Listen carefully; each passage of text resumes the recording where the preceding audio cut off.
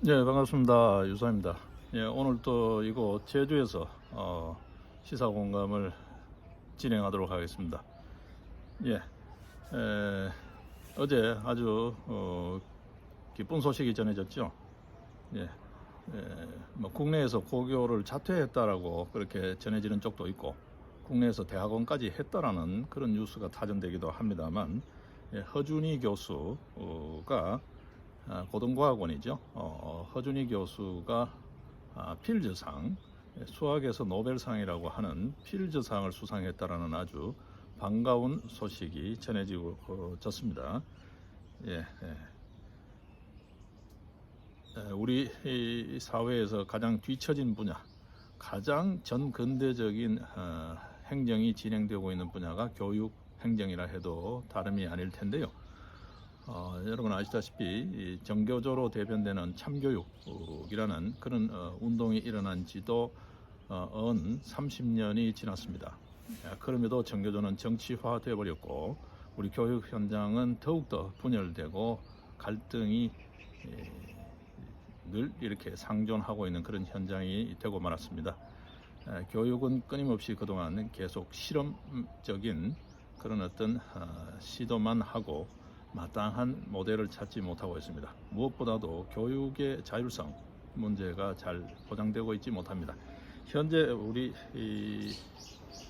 이런 낭보를 절하면서 이 사회에서는 어떻게 이렇게 가능할까? 정말 교과 과정이나 교육 내용이 아주 깊고 그래서 그런가? 아니면 그야말로 교수와 학생 간의 자율성과 창의성이 최대한 고양될 수 있는 그런 어떤 시스템이 받쳐져서 그런가, 여러 가지 이제 검토 사항이 있겠습니다만, 지금 뭐 다른 문제를 두고라도 교사의 교육 활동에 대한 전반적인 검토 이런 문제를 두고라도 지금 교육 행정이 우리가 너무 좀 낙후되어 있다라는 생각을 합니다. 저 개인적으로 봤을 때.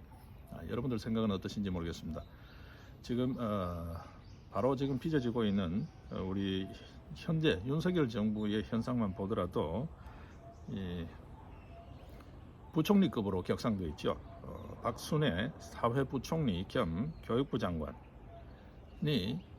어제 발표하는 내용을 보면 상당히 좀 우려스럽습니다, 여러분. 여전히 대학 등록금 관련해서 교육부가 이렇다 저렇다를 선제적으로 언급하는, 이 좀 문제가 많죠. 대학 등록금이라고 그러고 수업료죠. 수업과 관련되는 분야에서는 이게 지금 자꾸 이렇게 정치적으로 말이죠. 물가라든지 이 수업료가 물론 물가입니다만, 글쎄요, 그렇게 정책적인 고려에 의해서 자꾸 이렇게 교육 현장이 또는 제지 또는 휘둘려서 되겠는가? 그래요. 교육 행정이 너무 과도하다라는 생각을 합니다. 이런 소식이 또 전해들고 있습니다. 대학이 지금 현재 여러분 보시다시피 우리가 지금 에너지 사태에서 보고 있지 않습니까? 탈원전으로 빚어진 문제만 우리가 부각되고 있는데, 한전의 전기요금 결정 과정도 상당히 문제가 많습니다. 정부의 입김이죠. 어떤 의미에서 절대적입니다. 정부 방침이 절대적입니다. 정기위원회라고 있지만 요금이 거기 위원회를 통해서 결정되는 형식을 빌고 있지만 실제적으로는 정부 가이드라인에 의해서 전기요금 인상폭이 결정되는, 지금 우리 사회가 예전 같은 경우에는 가정용 전기요금이 쌌습니다, 상대적으로. 그런데 지금은 어떻게 되겠습니까? 산업용 전기요금이 터무니없이 너무 싸요. 그리고 전체 전력요금 체계가, 수업료 이야기 하다 그렇습니다만, 전력요금 체계가 너무 이게 어떤 의미에서 정치적 고려에 의해서, 정책적 고려에 의해서 시장 논리하고는 동떨어져 있습니다. 극단적으로 100원에 사서 50원에 파는 이 구조를 해결하지 않고는 한전의 적자 문제는 해결되지 않는다고 이야기하거든요. 우리 교육도 그렇습니다. 지금 대학 등록금 이야기가 제일 먼저 나옵니다. 교육 내용에 대한 어떤 이야기가 나오지 않아요. 또 그리고 이전 우리 소위 정교조로 대변되는 그런 참교육을 이야기하던 시절을 보게 되면 이게 어떤 의미에서 교사들이 너무 방임형으로 학생에게 교사의 역할을 떠맡긴다든지 학부모에게 교사의 역할을 이렇게 떠맡기는 전가하는 그런 형식이 되면서 교육 현장에서 오히려 교사들이 교육자로서의 어떤 자기 본령 참모습을 찾아간다기보다는 어떤 의미에서는 교육 노동자라고 할 때는 그 교육 행위가 이루어지는 그 직접적인 교육 활동 이외에 주변을 이렇게 교육 환경을 받쳐주는 그런 쪽 교육 노동자예요. 교육 노동자와 같은 그런 형태를 취하면서 이게 교육이 좀 뭐라 그럴까요? 치열함이 없어지고 연구 활동, 교재 활동이 오히려 좀 이렇게 교원 복지에 매몰되어 버리는 그런 듯한 현상을 봤습니다. 자, 여기에는 우리 현상적으로 보게 되면 그렇습니다. 뭐 일단 우리 일반 기업체의 노동자만 하더라도 근무자만 하더라도 일단 연봉에 따라서 지금 움직입니다. 그렇죠? 월급을 얼마나 주는가, 복지가 어떤가에 따라서 움직입니다. 자, 그런 거를 충분히 확충하려면 예를 들면 교사 1인당 학생 수, 그다음 뭐 교육시설, 교실 이런 쪽만 보더라도 연구시설 등등만 보더라도 돈이 들어갑니다. 근데 교육부가 국고보조금 교육 예산을 가지고 계속해서 교육 현장을 좌지우지해버리는, 심지어는 등록금도 가이드라인을 정해버리는, 자, 이런 형태가 되어버리면, 그러다 더 나가게 되면 수월성 교육 자체를 제지해버리는 이런 형태가 되어버리고, 또 한 발 더 나가게 되면 정책적 또 산업 현장의 수요에 따라서 교육 현장에 자꾸 이래라 저래라 하는, 예를 들면 최근 들어서 탈원전 문재인 정부의 그 정책의 엉터리 정책을 벗어나겠다라고 하면서 당장 어떤 이야기를 합니까? 네, 일단 뭐 직접적으로는 원자력 파트는 아닙니다만 반도체 인력 이렇게 나왔습니다. 반도체 인력 이런 이야기하면서 교육부에서 일선 학교에 지침을 내려줘요. 어떻게 하면 좋겠는지 의견을 제출하라고 되어 있는데, 지금 현재 여러분 교육 현장의 구조상, 우리 한국 교육 행정의 구조상 교육부에서 뭔 말을 하면 일선 학교는 보고서 올리기가 급급해요. 왜냐? 그렇지 않으면 각종 정책적 배려에서 불이익을 당합니다. 배제되게 돼요. 후순위로 빠지게 돼요. 그래서 그가 빠지지 않으려면 교육부 입맛에 맞춰서 보고서를 올릴 수밖에 없죠. 이렇게 교육 현장이 정치권의 어떤 또는 행정부의 수요, 요구에 의해서 계속해서 입맛을 맞춰야 되는, 눈치를 봐야 되는 이런 교육이 되고 있습니다. 이 필즈상 허준희 교수의 이 참 반가운 소식을 접하면서 우리는 왜 이런 천재 수학자, 천재 과학자, 소위 뭐 세계적인 그런 어떤 학자들이 나오지 않는가? 우리 사회에서는 한번 꼴찌가 되면 영원한 꼴찌로, 또 사회에서도 낙오자로 이렇게 분류되고 마는가, 그렇게 규정되고 마는가, 이 모든 현상이 뭘까라는 거예요. 앞선 세대죠. 어떤 의미에서 전체를 보고 조망을 해야 될 세대들이 후견인의 역할을 착실히 한다기보다는 자기네들의 이익, 자기네들의 보신책, 거기에 급급하다는 거죠. 자, 지금 제가 교육부 이야기 했습니다만 등록금 이야기가 나옵니다. 당분간 등록금 인상이 없을 것이다. 물가가 지금 계속 오르고 있습니다. 여러분 아시다시피 대학 등록금 동결된 게 지금 몇 년인지 아십니까? 예. 제 기억으로도 이게 10년은 넘은 것 같아요. 벌써 최소한.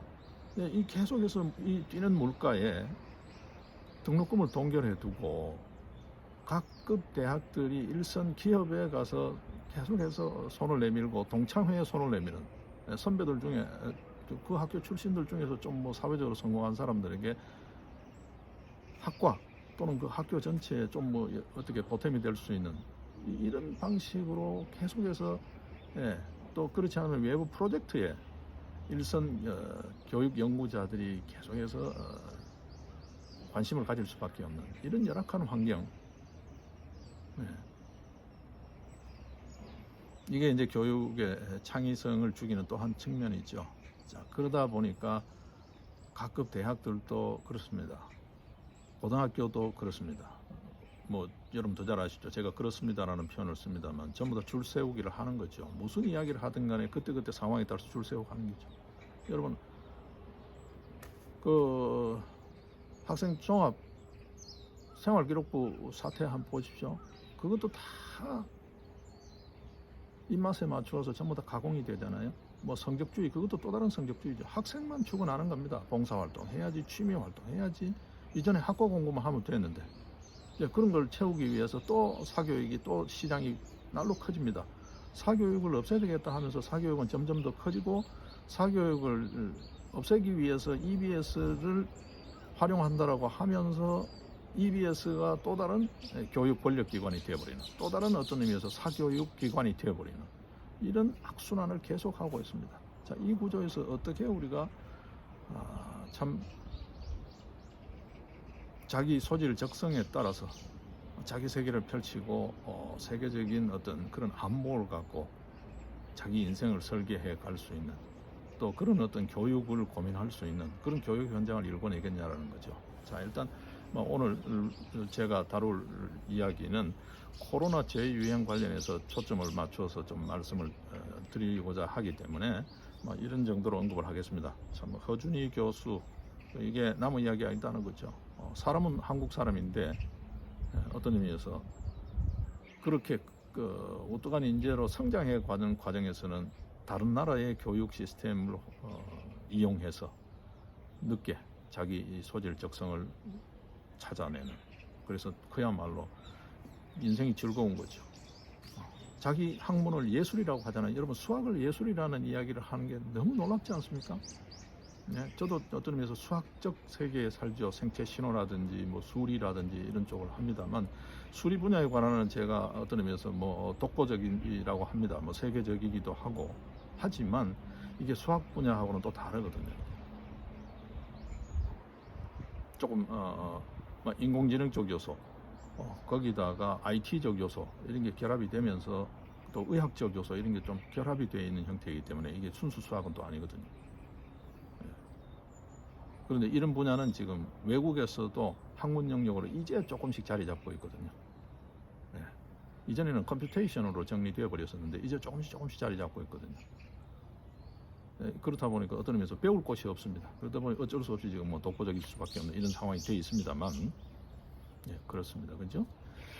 자, 그 다음에 경찰 이야기 안 할 수가 없습니다. 지금 이 상황에서. 어제 또 참 한심하기도 하고 우스꽝스러운 소식이 전해졌습니다. 여러분, 여수의 파출소 이야기죠.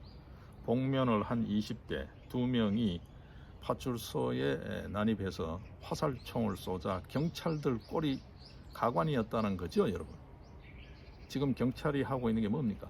삭발 단식 투쟁을 하고 있어요. 이거는 명백한 정치 행위입니다. 공무원의 정치적 중립에 정면으로 위반되는 자기 표현 행위예요. 저는 그렇게 봅니다. 내무 행정 안전부요? 지금 경찰국 이야기 나오다가 제가 머릿속에 내무부 이야기가 먼저 나왔습니다만, 행안부 장관이 경찰 행위다, 정치 행위다, 뭐 어떻다 이런 이야기를 하기 이전에 누가 봐도 이거는 정치 행위입니다.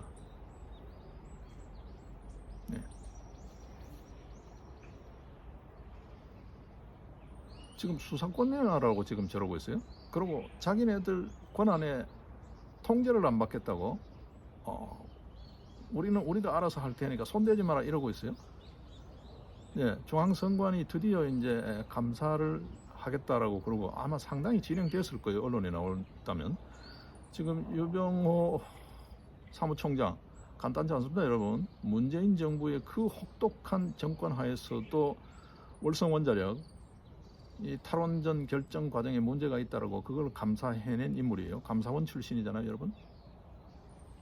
이제 선거가 지금 외부 수사 뭐 등등 계속 눈치를 봤습니다만 사무총장 하나 바로 들어가니까 이게 잡힐 것 같아요. 간단치 않을 거예요. 선관위가 정말 문제가 많은 집단이거든요. 결과적으로 봤을 때요. 모든 인력이 그렇다라는 게 아니고 지금 시스템적인 제도적인 문제는 우리가 다시 검토를 해야 됩니다. 지금 사법부에 의해서 선관위가 어떤 의미에서 장악되어 있는 사법부의 하위 기관처럼 되어 있고 실질 내용에서는, 그러면서 헌법상으로는 중립적인 독립기관처럼 되어 있는 이 숨바꼭질, 이 난맥상을 해결하는 문제가 심각하거든요. 자, 일단 그 이야기 두고요. 경찰 지금 보십시오. 수사권 내놔라, 예산권 내놔라, 인사권 내놔라, 간섭하지 마라 이러고 있습니다. 예, 검수완박, 이게 상당히 정치적인 해석이잖아요. 전 세계 문명국가 어디에 지금 이런 한국적 검수완박이 어디 있습니까? 이게 다 상당히 위헌적인 행동이죠. 지금 한동훈 법무부가 헌재에 지금 헌법 권한쟁의 심판을 청구해 두고 있습니다만, 이걸 지금 후반기 원구성 협상에서 원구성을 철회하라, 뭐 사개특위 복귀하라, 뭐 이런 식의 이제 딜을 하다가 지금 민심에 떠밀려서 원구성을 얼버무려 놓은 거잖아요. 여전히 지금 잡음은 계속 나오고 있죠. 자, 경찰이 지금 이러고 있습니다. 경찰이 수사기관인가요, 여러분? 치안행정기관입니다. 경찰은 그 연역에서도 또 실제에 있어서도 경찰은 치안이 자기 주목적인 기관이고 단체예요. 집단이에요. 근데 지금 한번 보십시오. 치안 현장 한번 보십시오, 여러분. 층간 소음 문제로 출동한 경찰이 그 형편없는 짓을 해가지고 있어서는 안 되는, 없어도 될 그런 불행한 사태, 여러분 보셨죠? 신변 보호자 제대로 보호 못 해가지고 불행한 사태가 생기는 거 여러분 보셨죠? 경찰이 지금 뭐 제대로 하는 게 있나요, 여러분? 일선 현장 가보셨나요? 이게 지구대 구조로 바뀌었다가 또 그 다음에 뭐 무슨 뭐죠? 기동 전략팀 형태로 바뀌었다가 지금 한번 가보십시오. 일선 파출소에 국기, 태극기만 꽂혀 있고 파출소는 텅텅 비어 있는 데가 많아요. 인력은 남아돌아요, 여러분. 한번 보십시오. 치안센터라는 쪽에 한번 가보십시오. 이러고 있습니다, 경찰이. 자, 그런데 어제 어땠습니까? 그것도 복면 쓴 젊은 애 둘, 좋아요, 화살총이든 뭐든 그걸 들고 왔다고 해요. 뭐 뉴스를 또 이렇게 또 바꿔버리는데, 뭐 화살총이 그 위력이 어떠니 이렇게 좀 이렇게 격까지로 흘려버리죠. 본질은 뭡니까? 화살총 아니라 뭐 대포를 들고 가더라도, 탱크를 밀고 들어도 경찰이 모이듯 시민의, 국민의 생명과 재산 안전을 지키는 게 최일선의 임무잖아요. 그래서 우리가 제복을 입은 사람들에 대한 존경심을 회복하는 게 국가의 기본 권위를 회복하는, 공권력의 자기 모습을 국민들에게 바로 보여주는 정상화의 지름길이라고. 지금 그래서 호국 보훈의 달을 맞이해 가지고 6월달 특히 천안함, 그 다음에 해수부 공무원, 이전에 그 국가보훈 관련 유공자들, 윤석열 정부, 새 정부가 각별하게 예우를 하면서 국가가 원래 이래야 한다는 모습을 지금 보여주고 있는 거잖아요. 근데 그 이명 경찰의 모습은 어떻습니까? 도저히 있을 수 없는, 절대 있어서는 안 되는 권력기관의 모습을 보여주고 있습니다. 공권력기관을 보고 있습니다, 여러분. 여전히 지금 현재 징계 문제가 거론되고 있지만, 임기가 며칠 남지 않았지만 재인산성으로 대변 상징되고 있는 김창룡 청장이 경찰을 지휘하고 있습니다. 후임자가 내정이 되어 있습니다만, 복면 2인조, 그것도 20대, 그것도 화살총 겨우 들고 온,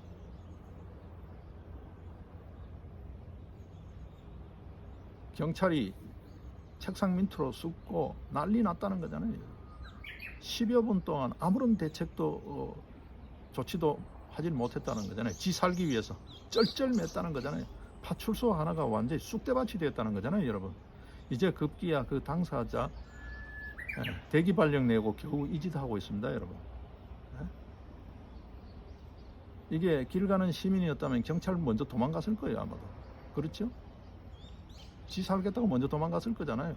지금 층간소음 때도 그런 꼴 봤죠, 여러분.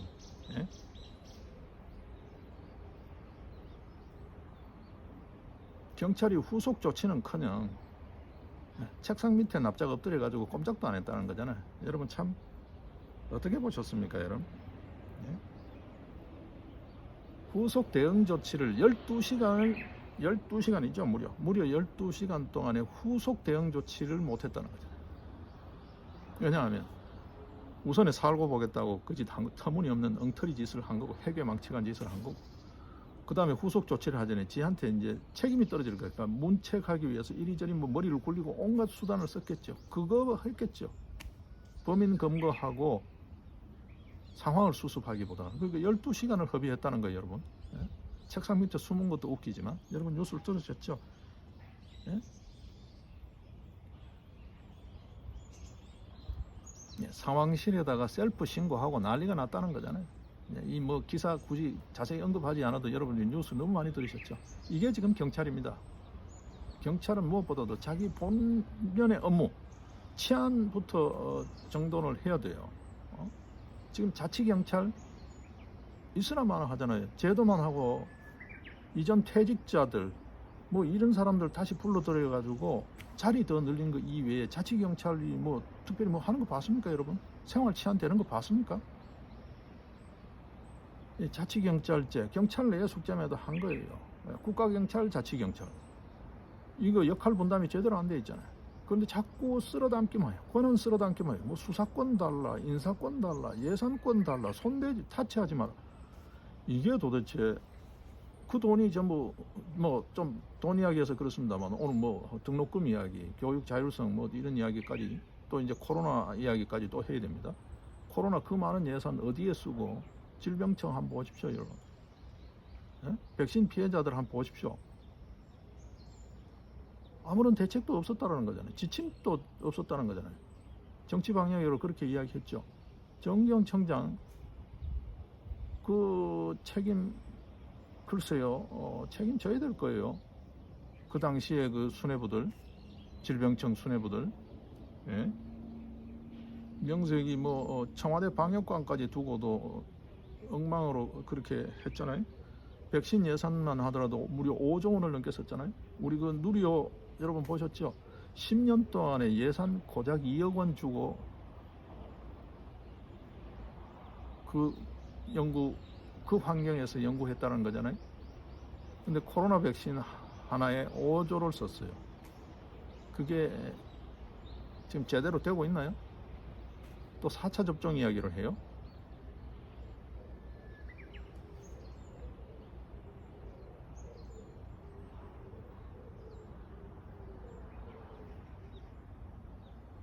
자, 이 지금 더 큰 사태가 안 생겨서 천만다행입니다. 이 파출소를 습격한 이 복면 20대 애들 은행을 털기 전에 한번 해봤다는 거죠. 경찰 파출소를 한번 해봤다는 거죠. 얘들이 긴급 출동할 거니까. 근데 정작 유사시에 국민의 생명과 재산 안전을 지켜야 될 치안 최일선에 있는 경찰 꼴이 가관이다라는 거죠. 코미디라는 거죠. 이게 만약에 은행에 들어갔으면, 또 은행 근무 시간에 갔으면, 예, 고객들, 창구의 직원들 어땠을까요, 여러분? 또 그걸 제압하기 위해서 출동한 경찰 어땠을까요, 여러분? 상상만 해도 끔찍하죠. 이게 경찰입니다, 지금. 예. 뭐부터 정돈을 해야 될지를 몰라요. 지금 자치경찰 정돈 안 돼 있고 뭐 등등등, 이게 한두 개가 아닙니다. 경찰 한번 보십시오, 여러분. 여러분 신고 혹시 해보거나 신고 현장에 있어 보셨나요? 경찰들 태도 보셨나요? 네, 상황을 수술해야 될 그런 경우에 있어서도 무슨 뭐 교통단속 경찰처럼 꼬치꼬치 쓸데없는 것만 묻고 시간 다 보내고 있습니다, 여러분. 네. 예를 들어서 생활안전 관련해서 신고가 들어갔다. 예를 들어서 뭐 유흥, 퇴폐 이런 쪽 신고가 들어갔다. 그 현장 다 뭐 어떤 의미에서 수사해야 될 대상이면 초동 수사의 증거들 다 은폐하고 은닉할 때까지 시간을 충분히 주는, 오히려 시간 벌어주는 그런 짓을 하고 있죠. 예. 자, 이게 한두 문제가 아닙니다, 그렇죠? 한때 뉴스가 됐던 교제살인, 층간소음 한두 건이 아니죠, 여러분. 경찰 부실 대응이라고 하는데 이게 부실 대응일까요? 매뉴얼이라고 이야기할까요? 이 매뉴얼 자체가 그냥 소설이에요, 소설. 경찰이 거기에 맞게끔 우리가 민방위 재난 훈련 하잖아요. 그거만큼이라도 잘 훈련돼 있냐? 그냥 소설이에요, 소설. 뭐 실제 훈련을 어떻게 하고 있는지는 모르겠습니다만 이게 손발이 전혀 안 맞아요. 현장에서 보시면 일선에서 여러분들 한번 보십시오. 112 신고해 놓고 몇 분 만에 출동하는지, 출동한 경관의 대응 방식이 어떤지 한번 직접 한번 해보십시오. 겪어보시면 정말 복장이 터질 거예요. 억장이 무너질 거예요. 이게 지금 우리 경찰입니다. 지금 이 판국에 수사권 내놔라, 간섭하지 마라, 지금 머리 삭발하고 있어요. 이거 전부 다 중징계를 해야 될 정말 엄중한 국법 질서에 대한 도전이죠. 도전. 이게 이런 문제가 또 겹쳐 있습니다. 우리 사회가 지금 넘어야 할 문제가 첩첩산중입니다. 자, 어제 또 다른 어처구니 없는 일이 또 있었습니다. 윤석열 대통령 도어스태핑, 아침 출근하면서 인사 문제를 하니까 전 정권에 훌륭한 장관이 있었냐. 여러분 이 말 들으면서 어떤 생각이 들었습니까? 야, 이거 참 큰일 났다. 저는 그런 느낌이 들었어요. 참 큰일 났다 이거. 윤석열 정부도 이 꼴이냐? 아니, 어디 비교할 데 없어서 문재인 정권의 인사에 비교를 합니까? 아니, 그거보다가 조금 더 잘하기 위해서 이렇게 했나요? 그 엉터리 정권을 비교 대상으로 삼나요? 이전 시절에 그 말썽들도 많았지만 그래도 우리 국민들이 기억하는 그 훌륭한 장관들은 보지 못했나요? 지금 윤석열 지금 정부에 그런 장관 눈에 띄나요? 예? 앞서 교육부 장관 이야기했습니다. 부총리급이에요, 명색이. 사회부총리잖아요. 뭔 이야기 합니까 지금? 이 판국에 지금 윤석열 정부의 시장주의는 교육은 대상이 아닌 거예요? 국가가 다 책임질 수 있어요? 각 대학 다 먹여 살릴 수 있냐고요? 계속해서 이렇게 대학의 소위 말해서 학문 경쟁력이 계속해서 뒷걸음질 쳐도 좋으냐고요? 등록금 인상 당분간 하지 않겠다? 이 대학 죽으라는 이야기입니다, 여러분. 교육부 말 잘 들으라는 이야기예요. 이게 무슨 자유 시장 세계화, 뭐 세계화뿐만이 아니더라도 경쟁력, 생산성, 교육도 생산성이 있습니다, 여러분. 이 환경에 무슨 생산성이 나오나요? 행정에 짓눌려 있는 교육 활동이 무슨 생산성이 나오나요? 무슨 창의성이 나오나요? 아니, 아무리 뛰어난 사람이라도 밥 안 먹고 사나요? 숨 안 쉬고 사나요? 밥 먹고 숨 쉬는 거를 제지를 해버리면 요 공간 안에서만 숨 쉬어. 거기에 무슨 자유가 있나요? 지금 윤석열 정부의 장관 면면을 한번 보십시오, 여러분. 그걸 어떻게 문재인 정권에 비교를 하나요, 여러분? 참 윤석열 대통령. 아무리 이것저것 참 골치 아프고 신경 쓸 일이 많다 하지만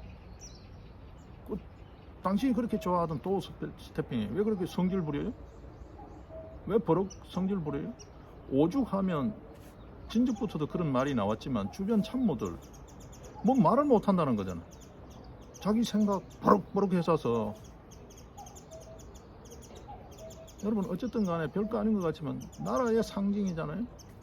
모든 권권력의 정점에 있잖아요. 뭐 대통령 심기, 말 한마디, 생각 굉장히 중요하죠. 근데 걸핏하면 버럭버럭 한다는 거예요. 그게 뭐 어때서? 이거 해봐. 그러고는 아차 싶으면 야, 우리 이야기 좀 듣자. 참 이 문제가 한두 문제가 아닙니다. 여러분 다 좋아요. 다 좋은데 윤석열 대통령 자신도 공무원이라는 한국 공무원 사회, 이 관료주의라는 게 뿌리 깊이 있는, 그것도 엘리트 공무원 사회에서 자기 입만 떨어지면 알아서 탁탁탁 돌아가던 그 조직에서 생활하는 게 자기도 모르게 있는 거예요. 안 돌아가는, 알아서 안 돌아가는 게 부지기인 게 국정 운영이라는 거잖아요. 국회 마음대로 안 되죠? 행정부 마음대로 되나요? 공무원 마음대로 되나요? 관료들? 그걸 설득하고 리드해 나가는 그런 깊은, 그리고 멀리 보는 그런 생각, 고민 있어야 되는 거잖아요. 그냥 내 하고 싶은 대로 안 따르는, 이게 검찰 조직인가요, 여러분? 에? 검찰은 그래도 어떤 의미에서 좀 표현이 그렇습니다. 상당히 엘리트 그룹이잖아요. 참 알아서 할 수 있지만 일사불란하게 공동의 목적,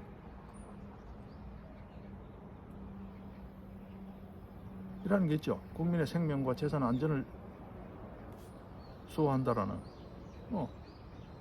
그런 고급 인재들을 그 물에서 있던 그 방식을 가지고 지금 이렇게 되면 언론도 지금 등을 돌릴 거예요, 여러분. 에? 지금 그 출입 기자들은 지금 대체로 나이가 30대 초중반 이렇죠. 그런 친구들이 다 층층시야로 크는 거예요. 윤석열 정부 언론조차도 이렇게 등져버리면 어떡할 거예요? 참, 그건 뭐 둘째로 치더라도 참 실망스럽고 걱정스러워요. 버럭했다는 거예요, 언론 앞에서. 언론은 또 다른 의미에서 제4의 권력, 제4의 정부라 그러잖아요. 언론 앞에 버럭했다라는 거는 국민 앞에 버럭했다는 거예요. 국민만 보고 가겠다라는 소리 엊그제 했는데 그 하루 뒤에 입에 침이 마르기도 전에 국민 앞에 대놓고 성깔 부리는 거예요. 아니, 전 정권에 훌륭한 장관이 있었냐, 뭐 이 정도면 됐지 않냐, 문재인 정권하고 비교하기 위해서 그런 수준밖에 안 되냐고요. 이게 도대체 나라 꼴이 어떻게 돌아가냐는 거죠. 예? 자, 일단 그쯤 해두고요. 자, 윤석열 정부 또 지적하겠습니다. 방역 감염병 사태에서 국민 안전 과학적 방역하겠다 그랬죠. 이렇게 계속 방치하실 거예요? 언론이 이렇게 어떤 의미에서 경각심을 주는데도 계속해서 무시하실 거예요? 정치 방역, 그 문재인 정권의 정치 방역 때문에 계속 눈치 보는 거예요? 외국 눈치 보는 거예요? 아직 지금 뭐 미국이든 유럽이든 이런 쪽에서 별 액션이 없다. 그러니까 가만히 있는 거예요? 이전 문재인 정권 때는 정경, 질병청이죠. 정경으로 대변되는 그 질병청이 매일같이 브리핑하듯이 스포츠 중계하듯이 언론들이 보도하고 정부 청와대에서 또 말이 나오고 서로 엇박자죠. 예. 이제 걱정 안 하고 놀아라 해놓고 그러면 유행이고 또 예, 거리두기 하고 그 난리를 쳤죠. 정치 방역을 했죠. 과학 방역한다고 이렇게까지 풀어놓는 거예요. 예? 이제 드디어 6차 유행 이야기가 나옵니다. 4차 접종 이야기 나옵니다. 이 백신 지금 재고 떨이 하는 거예요. 예? 지금 윤석열 정부는 코로나를 손 놓은 듯한 느낌이 들어요. 뭐 너 알아서 해라 이런 느낌이 들어요. 이거 미리미리 좀 조심을 해야 되는 거 아닌가요? 지금 하루 확진자가 이전 문재인 정권에 비해서 검사라든지 모든 게 확 줄었죠. 예, 그럼에도 불구하고 심지어는 뭐 자기 돈 내고 검사하잖아요. 하루 확진자가, 그럼에도 불구하고 하루 확진자가 지금 이 연 이틀 이 더위에, 이 무더위에 10,000명을 넘어서더니만 어제 같은 경우에는 17,000명을 넘어서 버리잖아요. 예, 유럽 쪽에서도 재유행 이야기가 나오고 있습니다. BA4, BA5, 오미크론 하부 변이형이라고 하는데 이 코로나 바이러스는 계속해서 지금 진화를 하고 있잖아요. 동일 계열 바이러스에서. 이거 미리 감지되고 있는 이 위험, 왜 정부는 아무런 조치도 하지 않나요? 오미크론보다 전파력은 1.4배나 강하고 소위 말해서 백신 회피 능력도 있다는 건데 이게 간단치가 않잖아요. 벌써 우세종 이야기가 나오고 WHO는 진즉에 경고를 했어요. 새로운 팬데믹에 대비해야 된다고. 그런데 윤석열 정부가 어떤 액션을 하는 게 보이지 않아요. 계속해서 검찰 인사, 경찰 인사만 하다가 날 새는 거야. 오죽하면 말이죠. 이미 듣고 계시지만 아니 인사하지 말고 제발 좀 수사 좀 해라 그러잖아요. 검찰총장이 아직 없어요. 이게 참 뭐 우리 국민들이 보기에는 그렇게 보여진다고요. 검찰총장 누구를 앉히든 간에 어떤 의미에서 권력자, 최고 권력자의 입맛대로 검찰이 안 움직일 수 있으니까 우리 입맛에 그냥 차장 권한대행이라는 법적으로 하자 없게 그냥 형식 요건만 갖추는 거죠. 차장한테 권한대행이 했다라고 하면 되니까. 자, 그래 놓고 인사 다 하는 거지. 입맛대로 다 세팅해 놓고 총장 허수아비를 앉히는 거지. 누가 앉든 이게 허수아비지. 이 검찰이, 이 총장이 뭐 자기 권한을 행사할 수 있나요? 국가 권력 개편, 형사사법체계 정돈을 앞두고 있어서 그 고려를 본다? 중수청의 설치에 대비해서 그렇다 하더라도 검찰의 지휘자는 있어야 될 거 아니에요. 계속 인사만 하고 있어요. 검사장급만 하나 했는데 이게 중간 간부를 하더니 이제는 저 일선 검사들도 인사를 하게 생겼어요. 총장도 없는데. 수사는 언제 하냐? 수사는 언제 하냐? 잡지 그러고 있습니다. 자, 방역 이야기 다시 돌아가면요. 이게 진즉부터 나온 거잖아요. 이 위험도에 대한 정확한 지금 국민들 정보도 없어요. 언론에서 전해주는 정보 외에는 질병청이 뭐 그렇게 정치 방역하던 시절처럼 매일같이 이렇게 마이크 앞에 나서지는 않아도, 카메라 앞에 나서지는 않아도 그래도 요소요소 국민들에게 경각심을 주고 주의사항, 당부사항을 이야기해야 될 거 아니에요. 지금 방역 책임자들 어디 갔어요? 감염학 전공자를 지금 질병청장으로 앉혀놨어요. 어디 갔어요? 뭐 연구자 출신이어서 언론 앞에 서는 걸 쑥스러워해서 이렇게 우물쭈물하고 있나요? 다른 뉴스에 가려서 역할은 잘 하고 있는데 언론이 잘 보도를 안 해가지고 국민들이 모르나요? 그러면 언론 쪽에 당부를 해서라도 해결해야 될 거 아니에요? 이 판국에 지금 KBS 뉴스에 후쿠시마 원전 방사능 오염 물고기 이런 뉴스가 나와야 되나요? 코로나 뉴스가 나와야 되나요? 그냥 현상적인 보도밖에 없어요. 정부 당국의 국민을 향한 당부라든지 대비를 하는 그런 이야기가 없어요. 지금 언론이 하고 있는 거예요. 언론이 하고 있는 거예요. 예? 이미 문재인 정권 시절 때도 재확산 경고가 있었는데 지금 다 풀어놓은 거잖아요. 마지막 정치 방역 떨이를 한 거죠. 자기네 때 시작했는데 우리가 이렇게 성공적으로 마치고 나간다. 그거 하기 위해서 이 엉터리 같은 짓을 해놓은 거잖아요. 좋아요. 산업 현장이 돌아갈게. 영세 사업자들이 좀 숨통이 트이게 거리두기를 좀 완화하고 자율로 좀 돌리고 이렇게 하면서 좋아요. 근데 반면에 위험성에 대한 고지는 끊임없이 있어 와야 되는데 이걸 언론 역할로 던져놓고 정부가 하는 게 없잖아요. 정부가 하는 게 없잖아요. 이게 과학 방역인가요? 네. 윤석열 정부의 과학 방역의 구체적인 액션을 보고 싶다. 액션을 보고 싶다. 뭘 하고 있나요? 뭘 하고 있나요? 자, 이미 6차 유행은 시작됐다라고 합니다. 그리고 우리나라 같은 경우는 지금 여러분 아시다시피 이미 뉴스를 많이 들으셔서 백신이 지금 앞서 3차 접종까지 부스터 샷까지 맞은 사람들도 이제 7, 8월이 지나면 효용이 없어요. 6개월 정도 잡잖아요. 백신 자체가 지금 뭐 시원찮지만 저는 초기 코로나 바이러스 가장 초기에 그 숙주 그 균주를 갖고 지금 만들어 놓은 게 지금 이 백신이잖아요. 그동안 이 백신 사고로 인한 국가 보상 체계 정부에서 책임지겠다라고 그렇게 큰 소리 쳐놓고 아무 책임 안 지고 계속해서 책임 회피하고 이런 모습에서 국민들이 실망해서 지금도 좀 양산에 가면은 그 시위를 하고 있죠. 문재인 집 앞에서 죽은 내 자식 살려내라고. 왜 말이 없냐고. 니는 이렇게 신선노름하고 있으니까 좋으냐고. 나무 자식은 생때 같은 내 자식은 저렇게 저승으로 보내놓고 이게 뭐 하는 거냐고 그렇게 지금 울부짖고 있잖아요. 그러니까 그것도 뭐 시끄럽다고 지금 집시법 개정하겠다고 그 난리를 치고 있죠. 형편없는 놈들 말이죠.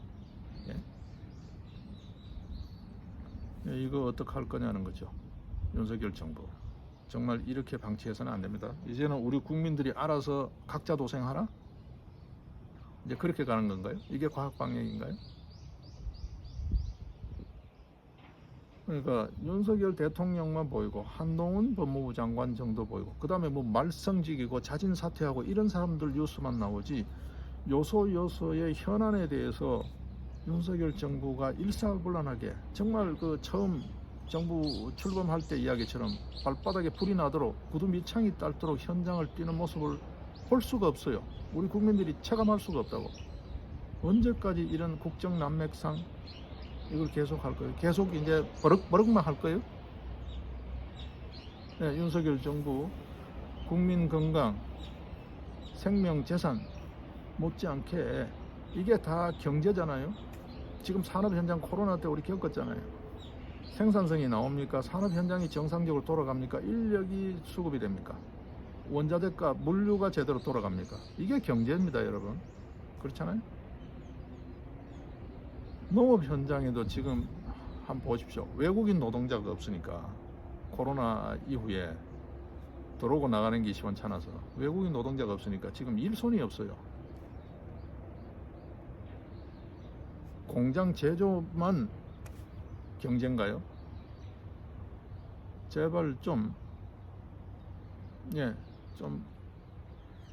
거시적으로 또 멀리 이렇게 좀 보고 각 파트별로 좀 종합적으로 이렇게 손발이 맞춰져서 움직이는 듯한 이제 이 정부를 믿고 가면 뭐가 좀 제대로 되겠다라는 그런 희망을 줄 수 있는 이 문재인 때는 매일 마스크 쓰고 사람도 못 만나고 뭐 장사 걸핏하면 문 닫고 해야 되는데 이제 좀 먹고 살 수 있겠다라는 그런 희망을 줄 수 있는 그러잖아요.